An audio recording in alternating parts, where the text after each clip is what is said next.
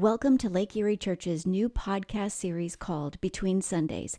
In this series of the podcast, the desire of our hearts is to help you deepen your relationship with God. So each week, we will have a more in-depth discussion on the sermon message from the previous week. Our objective is to show you how to apply this week's message to your life so that you can live more completely by faith between Sundays. Now, on to the podcast.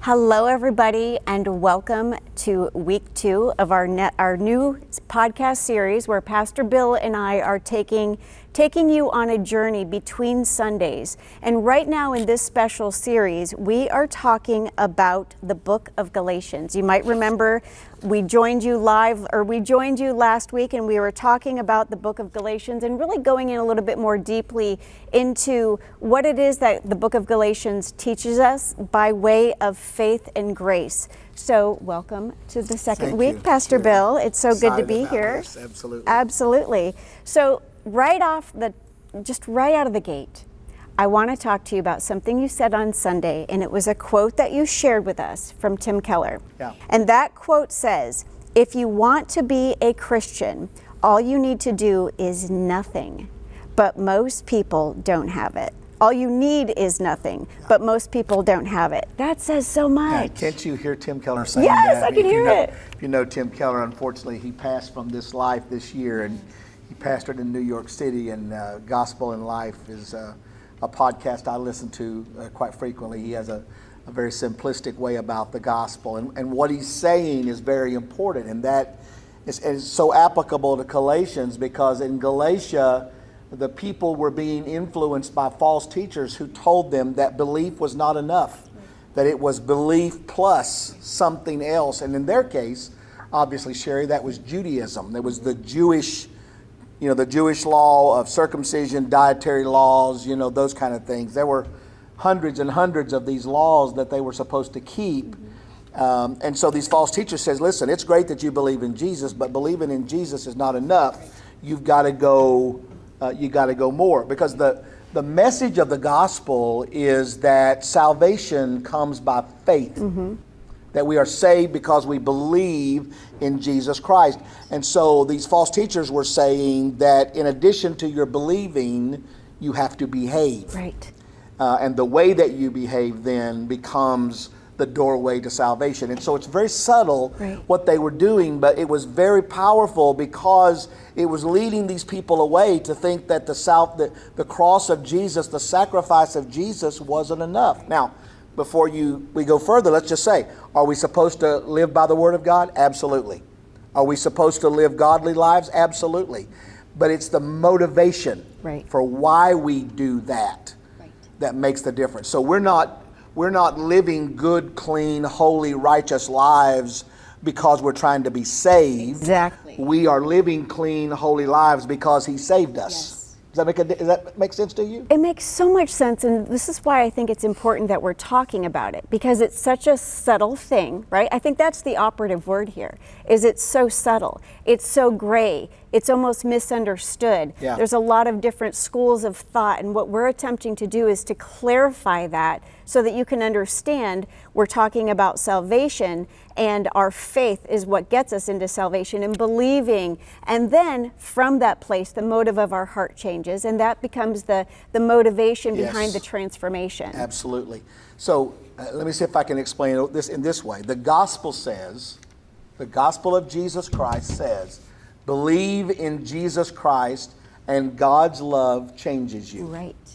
But the false gospel says, believe in Jesus Christ, change your life, and then God will love you. Right. And so the problem then becomes I start performing for God to try to earn God's approval so that He will save me.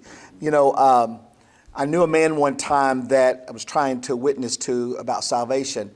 And he said to me, I'd love to be a Christian, but I've got a drinking problem. And until I get my drinking problem under control, it wouldn't do any good for me to be a Christian.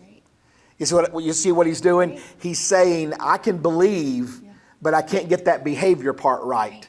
And so I wonder how many people are outside of what the old timers called the ark of safety. How many people are out there who think I can't be a believer because I've got these things in my life.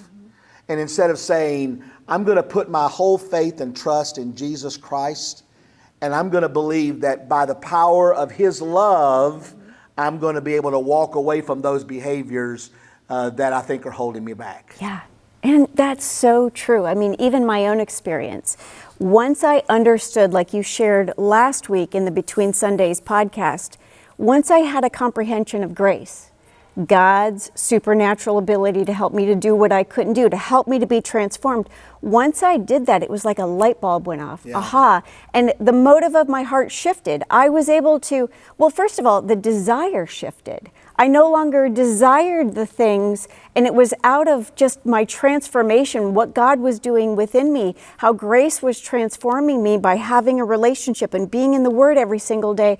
I desired differently. Yes. Yeah, absolutely. It was a change from the inside out. Absolutely. And I think that the Galatians issue, and what we're talking about when we say the Galatians issue, is this subtle deception that was beginning to permeate itself in the churches that, you're not saved, even though you believe in Jesus, you're not saved until you're circumcised, or you're not saved until you give up the dietary restrictions of the Jewish culture.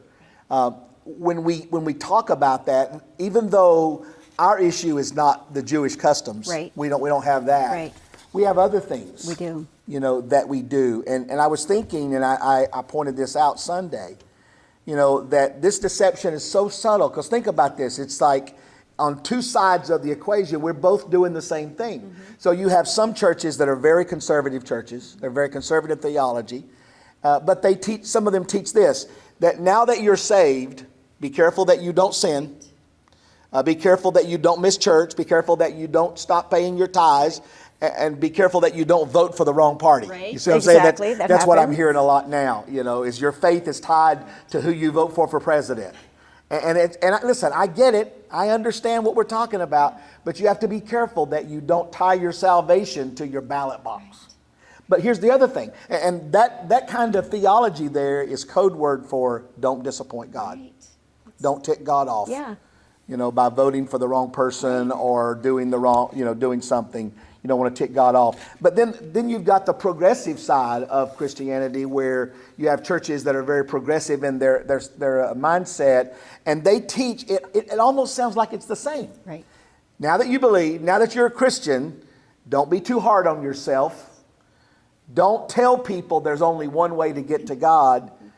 Be sure that you take care of the poor and the needy. And it's like grace by works. Right, it is. I've got some people that I work with here at times, and you see it in their mentality. If they think they have to give a certain amount of money or volunteer for a certain benevolent project because they're working their way to heaven. Mm-hmm. I said to one of them a while back, I said, listen, I'm going to take your money. But you're not going to get to heaven because you give me this money. And again, that same subtle code word there is, I'm not disappointing God. Yeah. And again, what it does, it takes away the power of the cross. Right. You're taking away the fact that the cross was not enough. The cross was one part of my salvation, but then I got to do all these other things. And then what you've done is you've put salvation back on me. Yep. I have to save myself by doing or not doing certain things. Now listen, let me go back and say again, should we live clean lives? Absolutely.